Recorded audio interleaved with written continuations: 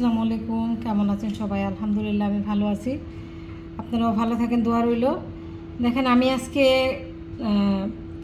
Coral মাছ বলে অনেকে এটাকে আমরা বাংলাদেশে কোরাল মাছ বলি, ঢাকাতে অনেকে এটাকে, খুলনার মানুষ এটাকে পাতারি মাছ বলে, আর ওমানে বলে এটাকে শ্যারি মাছ।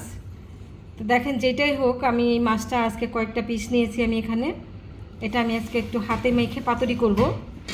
তো সেজন্য আমি এখানে বেশ খানিকটা পেঁয়াজ নিয়েছি, একটা ছোট টমেটো কুচি করে নিয়েছি, কয়েকটা কাঁচামরিচ ফালি করে নিয়েছি, পরিমাণ মতো এখানে হলুদ, মরিচ, ধনিয়া, জিরা, আদা রসুনের পেস্ট, লবণ, সয়াবিন তেল সব দিয়ে দিয়েছি। আমি একটু মেখে নিব এখন এটাকে।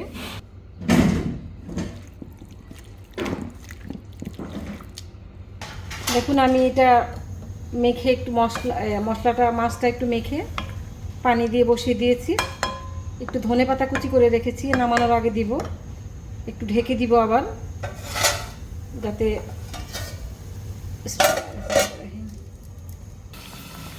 দেখুন একটু নেড়ে দিলাম, বলক এসেছে, খুব সুন্দর একটা স্মেল বের হয়েছে। আবার ঢেকে দিব আমি।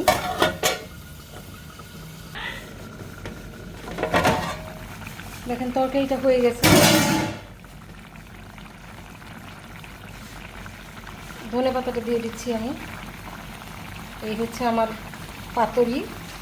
কোরাল মাছ বলেন, পাতারি মাছ বলেন, শ্যারি বলেন, যেটাই বলেন আপনাদের দেশে, দেশে যেই নামে ডাকে। রান্নাটা শেষ, খুব সুন্দর একটা ঘ্রাণ বের হয়েছে, মাশাআল্লাহ। তো আপনারাও করবেন, ট্রাই দেখবেন কেমন লাগে। ভালো লাগলে অবশ্যই কমেন্ট করে জানাবেন, বেশি বেশি লাইক শেয়ার করবেন। ভালো থাকবেন সবাই। চুলাটাও বন্ধ করে দিব এখন। ভালো থাকবেন, আল্লাহ হাফেজ, আসসালামু আলাইকুম।